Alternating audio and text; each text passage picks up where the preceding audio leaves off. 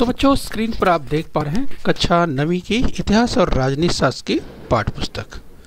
और बच्चों 9th standard यानी कक्षा 9वीं में आज हम पढ़ने वाले हैं बच्चों इतिहास यानी हिस्ट्री। और बच्चों आज का पाठ है भारत के सम्मुख आंतरिक चुनौतियां पार्ट 3 यानी बच्चों इंडियाज इंटरनल चैलेंजेस पार्ट 3 आज हम देखने वाले हैं। तो बच्चों इसके पहले अगर भारत के सम्मुख आंतरिक चुनौतियों की बात करें, इंडियाज इंटरनल चैलेंजेस की बात करें, तो हमने बच्चों पार्ट 1 में अध्ययन किया है बच्चों। यस बच्चों, तो थोड़ा सा उसको रिवाइज करते हुए हम आगे बढ़ेंगे। तो बच्चों चलिए, मैं CS Patel, virtual training centre MCGM Mumbai से। तो बच्चों हम भारत के सम्मुख आंतरिक चुनौतियों का अध्ययन करने वाले इंडियाज इंटरनल चैलेंजेस की बात करेंगे। तो बच्चों पार्ट 1 और 2 में हमने बच्चों भारत के जो सम्मुख आंतरिक चुनौतियां यस इंडियाज इंटरनल चैलेंजेस को, जैसे बच्चों जो पंजाब में असंतोष, ऑपरेशन ब्लू स्टार, इस बच्चों पूर्वोत्तर भारत की समस्याओं के संदर्भ में हमने मिजोरम, नागालैंड, असम, अरुणाचल प्रदेश, जिस बच्चों नक्सलवाद की समस्या क्या थी इसके संदर्भ में देखा। और बच्चों उसी क्रम में आज बढ़ते हुए हम लोग देखने वाले हैं संप्रदायवाद और प्रदेशवाद को देखने वाले हैं पार्ट 3 में। तो चलिए बच्चों इसी क्रम में हम आगे बढ़ लेते हैं। तो बच्चों हम बात करें, इस पाठ में हमने कहा कि हम भारत की कुछ सम्मुख आंतरिक चुनौतियों का अध्ययन करने वाले हैं। जैसे बच्चों भारत के सम्मुख अलगाववादी यानी पृथकतावादी आंदोलन, पूर्वोत्तर भारत की समस्या, नक्सलवाद, धर्मवाद, प्रदेशवाद जैसी आंतरिक चुनौतियां हैं जिसकी हमने बात की थी पार्ट 1 और पार्ट 2 में। तो चलिए बच्चों इसी संदर्भ में आज हम देखने वाले हैं विस्तार से प्रदेशवाद यस और जो संप्रदायवाद है इसके बारे में हम लोग विस्तार से देखने वाले हैं। तो बच्चों भारत का मानचित्र स्क्रीन पर आप देख पा रहे हैं यस। तो चलिए बच्चों इसी क्रम में आगे बढ़ते हैं। तो बच्चों हम सबसे पहले देखेंगे संप्रदायवाद यानी कम्युनिज्म की बात करेंगे। तो बच्चों अगर संप्रदायवाद की बात करें यस, तो ध्यान रखना है बच्चों हमें संप्रदायवाद हमारे देश की एकता और एकात्मता के सम्मुख एक गंभीर चुनौती है। तो बच्चों संप्रदायों में विभिन्न संप्रदायों में बंटना निश्चित रूप से देश के लिए उचित नहीं है। तो ऐसे में यस बच्चों संकीर्ण धार्मिक दुर्भिमान में से संप्रदायवाद का जन्म होता है। तो इस तरह से बच्चों विस्तृत सोच की जरूरत है, गहन सोच की जरूरत है। और बच्चों इस संदर्भ में कहें तो अंग्रेजों ने हमारे देश में संप्रदाय के बीज बोए। तो बच्चों हम इस संदर्भ में और विस्तार से देखने वाले हैं। हम बच्चों बात कर रहे हैं संप्रदायवाद कम्युनिज्म की बात करें बच्चों, तो ये हमारे देश में बच्चों विभिन्न धर्मों के लोग विगत कई शताब्दियों से परस्पर स्नेह और सौहार्द के साथ रहते हैं। तो बच्चों जब हम बात करते हैं यस बच्चों बात करते हैं यूनिटी इन डाइवर्सिटी, तो बच्चों विविधता में एकता की बात करते हैं तो हमारे देश में बच्चों परिलक्षित होती है। लेकिन बच्चों हमने यस कभी कभी अगर बात करें किसी भी देश में विभिन्न धर्मों के लोगों का रहना और अपने अपने धर्म के प्रति उचित गौरव भाव रखना कोई बुरी बात नहीं है। लेकिन बच्चों जब धर्म का गौरव भाव अतिवादिता को लांघ जाता है तो बच्चों उसका रूपांतरण दुर्भिमान अथवा कट्टरता में हो जाता है। तो समस्या वहाँ पर हो जाती है बच्चों अतिवादिता की। तो इस तरह से इससे निश्चित रूप से बचना चाहिए, अतिवादिता नहीं होनी चाहिए। जिस तो सभी धर्मों के लोगों का सम्मान होना चाहिए और जिस बच्चों ये सभी के प्रति उचित गौरव भाव भी रखना जरूरी है। तो ये हमें ध्यान रखना है। हम बात करें बच्चों भारत के की आंतरिक जो चुनौतियां हैं ये उसकी हम बात करें। तो बच्चों ने कहा कि अगर ऐसी स्थिति बनती है जब अतिवादिता की स्थिति होती है और ऐसे में कट्टरता की स्थिति बनती है तो परिणाम उसका क्या होता है, धर्मांधता की स्थिति उत्पन्न हो जाती है। और निश्चित रूप से धर्मांधता जो है किसी भी देश के लिए नुकसानदायक है। ये हमेशा हमें इसके प्रति सचेत रहना चाहिए जब हम बात करते हैं धर्मांधता की। तो चलिए बच्चों ये सब क्या है, ये सब भारत के अंदर आंतरिक चुनौतियों की हम बात करें। ये सब इंटरनल चैलेंजेज है बच्चों, ये हमें ध्यान रखना है। तो चलिए आइए बच्चों इस क्रम में और आगे हम अध्ययन करते हैं। हम संप्रदायवाद की बात करें, कम्युनिज्म की बात करें। तो धर्मांधता की बात अभी हमने बच्चों की, ये धर्मांधता संप्रदायवाद की नींव है यानी जड़ है बच्चों। धर्मांधता के कारण व्यापक राष्ट्रीय हितों को भुलाया जाता है। तो जब राष्ट्रीय हितों की बात होती है तो बच्चों राष्ट्रीय हित सर्वोपरि है, ये हम सभी नागरिकों की जिम्मेदारी है। ये सब हम सभी देशवासियों को इसके बारे में विचार करना चाहिए। इस बच्चों जब हम बात करते हैं जिस धर्मांधता की, तो निश्चित रूप से राष्ट्रीय हितों को जहाँ पर अनदेखी होती है तो ऐसे में धर्मांधता वहाँ पर अधिक फैलता है। तो निश्चित रूप से राष्ट्र के प्रति, किसी भी राष्ट्र के प्रति ये उचित नहीं है। इसलिए निश्चित रूप से अगर भारत की आंतरिक समस्याओं की बात करें, चुनौतियों की बात करें, तो इसके प्रति सजग रहने की जरूरत है, ये ध्यान रखना है। तो इस तरह से राष्ट्रीय हितों को सर्वोपरि रखना है। तो बच्चों हम अलग अलग धर्मों के लोगों का एक दूसरे के प्रति विश्वास ऐसे में समाप्त जब होने लगता है तो दूसरे धर्म के परंतु जो हमारे ही देश बंधु हैं उन्हें शत्रु समझा जाता है।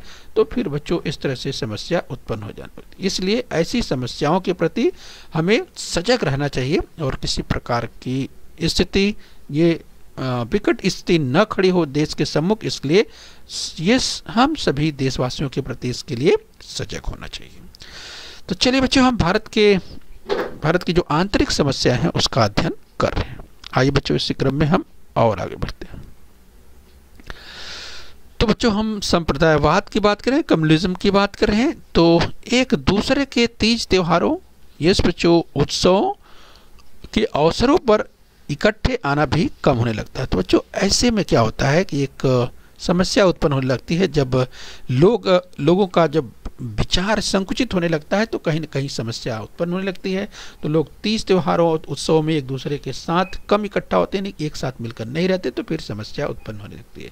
तो धर्मांधता के कारण आसपास की घटनाओं और लोगों की ओर देखने का दृष्टिकोण कलुषित और विषैला बन जाता है। ऐसे में संकीर्ण सोच और कलुषित भावना के चलते जो वातावरण है वह विषैला बन जाता है और फिर निश्चित रूप से समस्याएं पैदा होने लगती है। इसलिए बच्चों ध्यान रखना है कि ऐसी स्थिति बिल्कुल नहीं होनी चाहिए।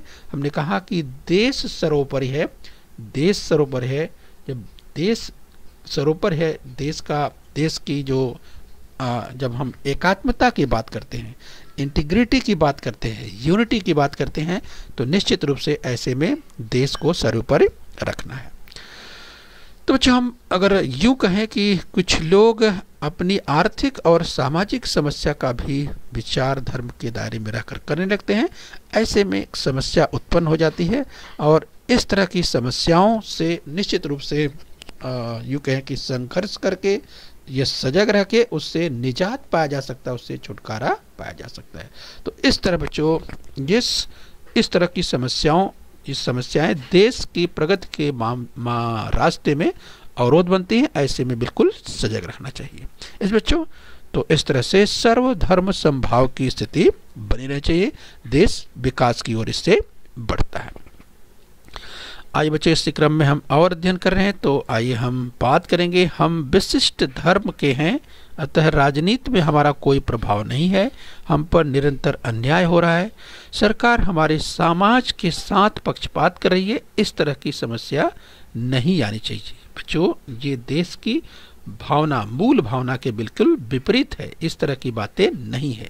इस बच्चों तो हम यह भावना सभी धर्मों के लोगों की बन जाती है और वे अपने धर्म के प्रति, अपने लोगों के प्रति भावुक बन जाते हैं और ऐसे में बच्चों अपने धर्म के लोगों के प्रति धार्मिक प्रतीकों को जाने अनजाने कोई अवमानना कर दे तो इसकी परिणत दंगे फसाद की स्थिति में हो जाती है। तो ये बच्चों चूँकि बच्चों हमारा देश जैसा कि आप जानते हैं बच्चों, निश्चित रूप से बच्चों सर्वधर्म समभाव रखने वाला देश, विभिन्न इस धर्मों के लोग, विभिन्न इस भाषाओं के लोग, यस तो ऐसे में बच्चों जब हम बात करते हैं तो किसी भी तरह से देश में स्थिति बिल्कुल सभी लोग मिलजुल कर रहे हैं।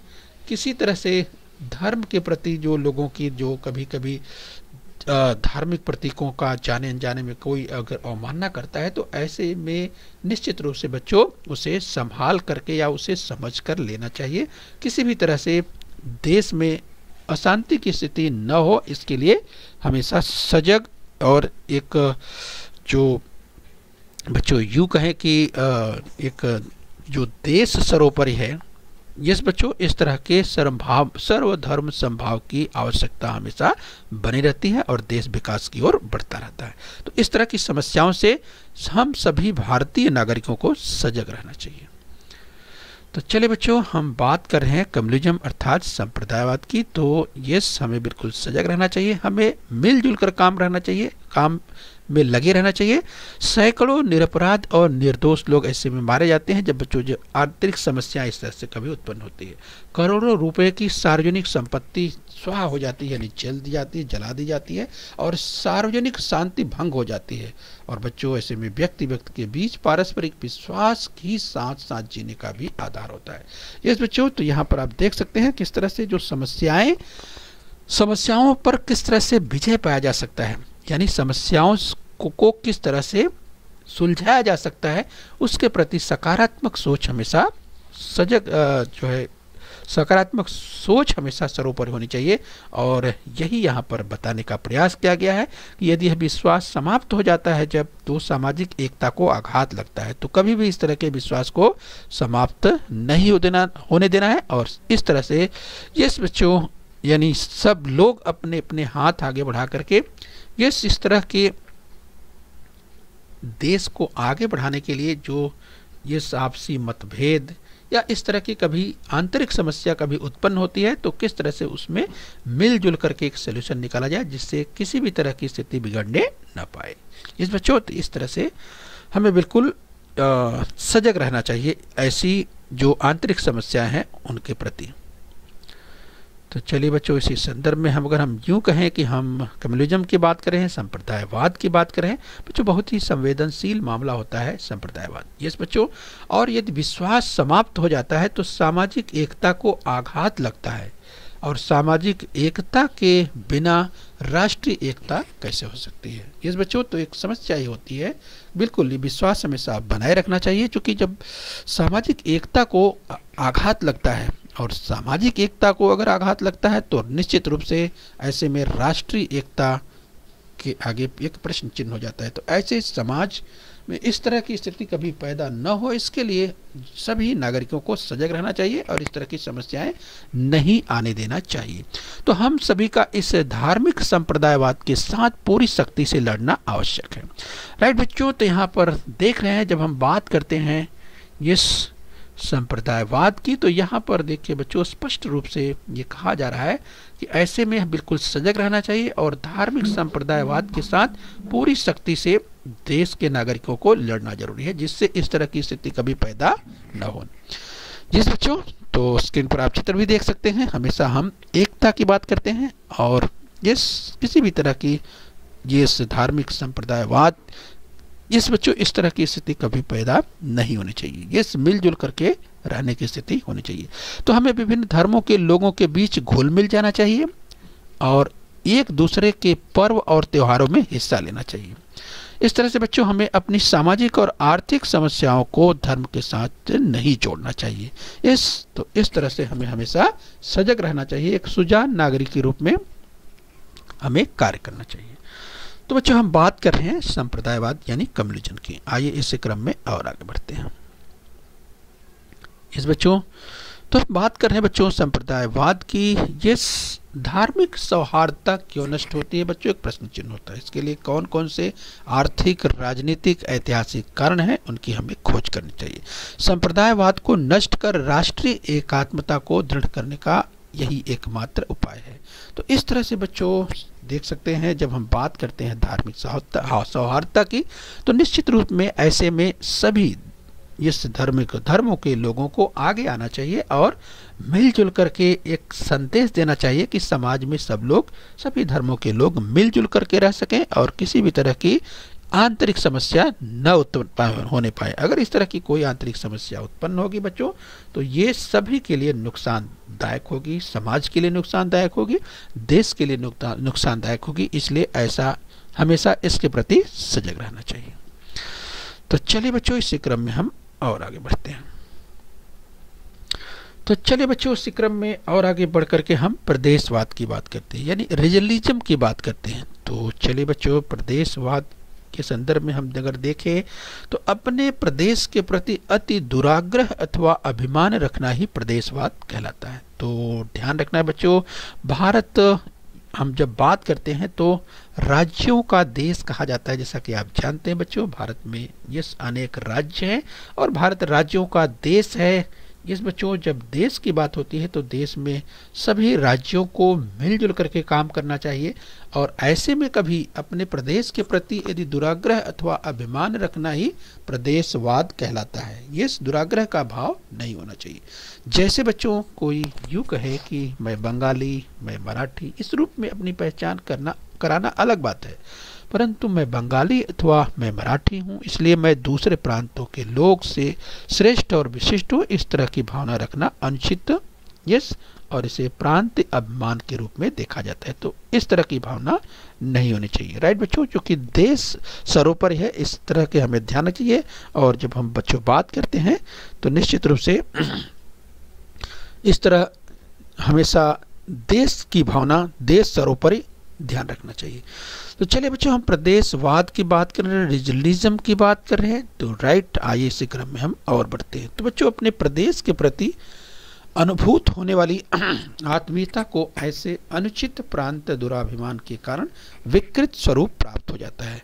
और बच्चों, यह विकृतता निश्चित रूप से विकास कार्य में असंतुलन उत्पन्न होने पर प्रदेशवाद को बढ़ावा मिलता है। यानी बच्चों, इसके प्रति बिल्कुल सजग होना चाहिए और इस तरह की विकृति ये किसी भी देश के किसी भी कोने में, किसी भी हिस्से में इस तरह की चीज़ें नहीं होनी चाहिए। यानी हम बात करते हैं बच्चों, दुराभिमान की बात करते हैं, यानी तो निश्चित रूप से इस तरह की चीज़ें नहीं होनी चाहिए।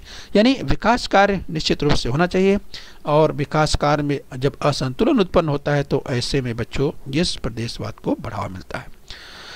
तो चलिए बच्चों, हम आगे बढ़ेंगे। प्रदेशवाद की बात कर रहे हैं, रीजनलिज्म की बात कर रहे हैं, तो आइए इसी क्रम में हम और देखते हैं। जैसे बच्चों बात हम करें, इस स्वतंत्रता के पश्चात देश का विकास साधते समय प्रारंभ में कुछ राज्यों की अधिक प्रगति हुई तो कुछ प्रदेश आर्थिक रूप से पिछड़ गए। राइट बच्चों, तो ध्यान रखिए, अगर हम बात कर रहे हैं देश जब आज़ाद हुआ, ये स्वतंत्रता की हम बात करें तो उस समय कुछ राज्य जो है तेजी से बच्चों प्रगति की ओर बढ़ गए और कुछ राज्य यानी कुछ प्रदेश जो स्टेट्स हैं वो पिछड़ गए। और बच्चों बढ़े हुए यानी विकसित हुए राष्ट्रों के यानी राज्यों की बात, स्टेट्स की बात करें तो जैसे महाराष्ट्र, गुजरात, पंजाब, तमिलनाडु जैसे राज्यों का आर्थिक और औद्योगिक रूप से बहुत विकास हुआ, परंतु बच्चों उड़ीसा, बिहार, असम जैसे राज्यों का आर्थिक और औद्योगिक रूप से ये अविकसित रह गए। तो बच्चों ऐसे में जब विकास के दौड़ की बात करें तो बच्चों भारत राज्यों का देश है, लेकिन राज्यों की भी अपनी सीमाएं हैं। तो इसलिए बच्चों कुछ राज्यों ने यूँ कहें कि विकास के दौड़ में तेजी से प्रयास किया और महाराष्ट्र, गुजरात, पंजाब और तमिलनाडु जैसे राज्य आर्थिक दृष्टिकोण से या औद्योगिक रूप से बहुत विकास हुआ और ये राज्य काफ़ी आगे बढ़ गए। लेकिन बच्चों कुछ राज्य काफ़ी पिछड़ गए। ये अगर विकास की दौड़ की बात करें तो इसमें उड़ीसा, बिहार, असम जैसे राज्य जो कि आर्थिक और औद्योगिक दृष्टिकोण से काफ़ी पीछे रह गए, यानी अविकसित रह गए। तो चलिए बच्चों इस क्रम में हम और आगे बढ़ेंगे। हम प्रदेशवाद का अध्ययन कर रहे हैं, भारत के अंदर जो आंतरिक समस्याएं हैं, आंतरिक चुनौतियां हैं उसके बारे में। तो हम प्रदेशवाद की बात कर रहे हैं। तो बच्चों आर्थिक विकास और सुधार प्रगति की नींव है। ये हमेशा हमें ध्यान रखना है, आर्थिक विकास और सुधार प्रगति की नींव है। तो बच्चों हम भारत की बात करें, देश की अगर बात करें तो निश्चित रूप से आर्थिक विकास और सुधार प्रगति की नींव है। अतः जिन राज्यों का आर्थिक विकास हो रहा है, अगर राज्यों के संदर्भ की बात करें तो जिन राज्यों का आर्थिक विकास होता है वे राज्य शिक्षा, स्वास्थ्य, संस्कृति के साथ साथ अन्य क्षेत्रों में भी प्रगति साध सकते हैं। राइट, तो ध्यान रखना है जब विकास की ओर बढ़ते हैं ऐसे राज्य निश्चित रूप से तो ऐसे राज्यों का विकास होता है। जिन राज्यों का विकास होता है वे राज्य शिक्षा, जिस बच्चों अगर हम बात करें शिक्षा, स्वास्थ्य और संस्कृति के साथ साथ अन्य क्षेत्रों में भी प्रगति साध सकते हैं। आइए बच्चों इस क्रम में और अध्ययन करेंगे हम बच्चों भारत की आंतरिक चुनौतियां, भारत की जो सामूहिक जो है आंतरिक चुनौतियां हैं, इंटरनल जो चैलेंजेज हैं उनका अध्ययन कर रहे हैं और उसके तहत हम प्रदेशवाद यानी रीजनलिज्म की बात कर रहे हैं। तो आइए बच्चों से क्रम देखें। जिन राज्यों का ऐसा विकास नहीं होता है वे राज्य शैक्षिक एवं नागरिक सुविधाओं में बहुत ही पिछड़ जाते हैं। इन राज्यों को विकास के अवसर प्राप्त नहीं होते हैं, तो जो प्रगत राज्यों के लोगों को उपलब्ध, यानी यहाँ पर हम ध्यान रखना है बच्चों, विकास के अवसर इस विकास के अवसरों को यस ढूंढ करके यस उसके लिए प्रयास करना चाहिए और आगे बढ़ना चाहिए। और राज्यों का विकास यानी देश का विकास, तो जो ये राज्य शैक्षणिक पिछड़ापन, बेरोजगारी, दरिद्रता जैसी समस्याओं से ग्रसित होते हैं। इससे अलग अलग राज्यों के बीच कई की सौहार्दता नष्ट हो जाती है और इसका दुष्प्रभाव राष्ट्रीय एकात्मता पर होता है। तो बच्चों यही समस्या की स्थिति होती है जब कुछ राज्य शैक्षणिक रूप से पिछड़ जाते हैं, बेरोजगारी की स्थिति हो जाती है और बच्चों गरीबी की स्थिति पैदा होती है। तो ऐसे में अलग अलग राज्यों के बीच में सौहार्दता नष्ट होती है और ऐसे में इसका दुष्प्रभाव राष्ट्रीय एकात्मता पर होता है। अतः हमें इस आर्थिक संतुलन की समस्या को शीघ्र हल करना चाहिए, इससे हमारी सरकार प्रयत्नशील। तो बच्चों हम बात करें जो राज्यों के पिछड़ापन की बात कर रहे हैं कि प्रत्येक राज्य विकास की ओर आगे बढ़ सके, इसलिए ये सरकार इसके लिए प्रयास करती है। तो निश्चित रूप से राज्यों को मेहनत करना चाहिए, परिश्रम करना चाहिए, जिससे राज्य आगे बढ़े तो देश आगे बढ़े। तो चलिए बच्चों हम बात कर रहे हैं भारत की सम्मुख आंतरिक जो चुनौतियां हैं उसको हम देख रहे हैं। तो चलिए बच्चों इस क्रम में हम देखेंगे प्रदेशवाद का अध्ययन कर रहे हैं। बच्चों प्रदेशवाद प्रगत और अप्रगत दोनों राज्यों को ये प्रभावित कर सकता है। हम प्रगत हैं क्योंकि हमारे प्रदेश का इतिहास, संस्कृति ही मूलतः श्रेष्ठ है। इस प्रकार के श्रेष्ठत्व की भावना विकसित राज्यों के लोगों में उत्पन्न होती है। परिणाम के विकसित राज्यों के लोगों को हीन समझ, यानी जो अविकसित हैं वहाँ पर उनके यहाँ हीनता की स्थिति पैदा हो जाती है। वे लोग जो अपने विकास के लाभों में अविकसित राज्यों के लोगों को साझेदार बनाने के लिए तैयार नहीं होते हैं और बच्चों ऐसी स्थिति फिर बिगड़ने लगती है। इसके विपरीत पिछड़े क्षेत्र के लोगों को अपनी संगठित शक्ति स्थापित करने के लिए प्रादेशिक अस्मिता जागृत करनी पड़ती है। जिस बच्चों तो इस तरह का प्रयास, यानी कोई भी राज्य पीछे न रहे, वह विकास की दौड़ में हो, इसके लिए सबकी जिम्मेदारी बनती है। देश के नागरिकों की जिम्मेदारी ये बनती है कि आगे बढ़ने का प्रयास करना चाहिए। तो बच्चों हम प्रदेशवाद यानी रीजनलिज्म की बात कर रहे हैं। इसके लिए वे स्थानीय परंपराओं और संस्कृति को अनावश्यक रूप से गौरवान्वित अथवा उनका उदात्तीकरण कर स्वयं का अलगपन सिद्ध करने का प्रयास करते हैं। तो बच्चों इस तरह की अगर समस्या जब उत्पन्न होती है तो इससे प्रदेशवाद को बल मिलता है और परंतु इस कारण राष्ट्रीय एकात्मता बाधित होती है। तो निश्चित रूप से जो प्रदेशवाद की हम बात कर रहे हैं, इस प्रदेशवाद के कारण जो है राष्ट्रीय एकात्मता बाधित होती है, इसलिए इसके प्रति हमेशा सजग रहना चाहिए। राइट, तो चलिए ध्यान रखिए। आइए बच्चों इसी क्रम में हम और आगे अध्ययन करते हैं। हम बच्चों भारत के सम्मुख आंतरिक जो चुनौतियां हैं उसका अध्ययन कर रहे हैं। हमने भारत के सम्मुख कुछ महत्वपूर्ण चुनिंदा चुनौतियों का अध्ययन किया बच्चों, लेकिन अभी भी जनसंख्या, स्वच्छता, कृषि और किसानों की समस्या, गरीबी, मकान और 2 समय की भोजन की जैसी अनगिनत समस्याएं हैं। और बच्चों इस तरह की तमाम समस्याओं से निजात पाने के लिए या इन समस्याओं से ऊपर उठ करके निकलने के लिए, विकास के क्रम में आगे बढ़ने के लिए निश्चित रूप से हम सब को मिल करके इसके लिए प्रयास करना है। इस बच्चों तो ये सभी का कर्तव्य है कि विकास की ओर जो है अपने कर्तव्यों का निर्वहन करते हुए ये समाज की मुख्य धारा में हमेशा बने रहें और दूसरों को ये सचेत और सजग करते हुए अपने साथ ले चलने की कोशिश करें। तो बच्चों इस तरह से हम इन चुनौतियों को मात दे करके आगे बढ़ने का प्रयास कर रहे हैं, ये हमें ध्यान रखना है। तो चलिए बच्चों हम उम्मीद करते हैं कि भारत की सम्मुख जो आंतरिक चुनौतियां थी बच्चों 3 पार्टों में हमने पूरा करने का प्रयास किया। तो चलिए बच्चों आइए यहाँ पर अभ्यास कर लेते हैं। तो चलिए आपके सामने स्क्रीन पर एक कथन है, देखिए यह कथन सत्य है या असत्य है, बताने का प्रयास कीजिए। स्वतंत्रता के पश्चात देश का विकास साधते समय प्रारंभ में कुछ राज्यों की अधिक प्रगति हुई तो कुछ प्रदेश आर्थिक रूप से पिछड़ गए। तो क्या ये कथन सत्य है बच्चों? आपको याद होगा इसकी चर्चा हमने की थी, आपको याद आ गया होगा। यस, तो बच्चों ये कथन बिल्कुल सत्य है। चलिए बच्चों, कथन और देखिए स्क्रीन पर। कथन सत्य है या असत्य? अगर कथन असत्य है तो उसे सत्य करके लिखना है। हमारे देश में विभिन्न धर्म को लोग विगत कई शताब्दियों से परस्पर स्नेह और सौहार्द के साथ रहते आए हैं। तो बच्चों याद कीजिए, हमारे देश में विभिन्न धर्मों के लोग विगत कई शताब्दियों से परस्पर स्नेह और सौहार्द के साथ रहते आए। तो क्या ये कथन सत्य है? याद कीजिए। तो बच्चों मुझे लगता है कि आपको याद आ रहा होगा। यस, ये कथन बिल्कुल सत्य है। तो चलिए बच्चों, लास्ट में कथन और ले लेते हैं। ध्यान से देखिए कथन को।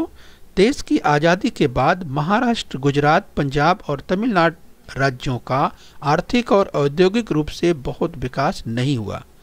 तो बच्चों क्या ये कथन सत्य है? हमने इसकी खूब चर्चा की है। देश की आज़ादी के बाद महाराष्ट्र, गुजरात, पंजाब, तमिलनाडु जैसे राज्यों का आर्थिक और औद्योगिक रूप से बहुत विकास नहीं हुआ। बच्चों आपको याद आ गया होगा। तो चलिए अपना उत्तर टैली कीजिए। असत्य, ये कथन असत्य है। तो बच्चों ऊपर लिखा हुआ कि कथन अगर असत्य है तो उसे सत्य करके लिखना है। तो चलिए किस तरह से लिखेंगे सत्य कथन करके। देश की आज़ादी के बाद महाराष्ट्र, गुजरात, पंजाब और तमिलनाडु राज्यों का आर्थिक और औद्योगिक रूप से बहुत विकास हुआ है। तो इस तरह से बच्चों कथन को सत्य करके लिखना है। ये बच्चों ध्यान रखना है। तो चलिए बच्चों, हम उम्मीद करते हैं कि इस पाठ को आपने समझ लिया है। और बच्चों खूब मेहनत कीजिए, खूब परिश्रम कीजिए और अपने स्वास्थ्य का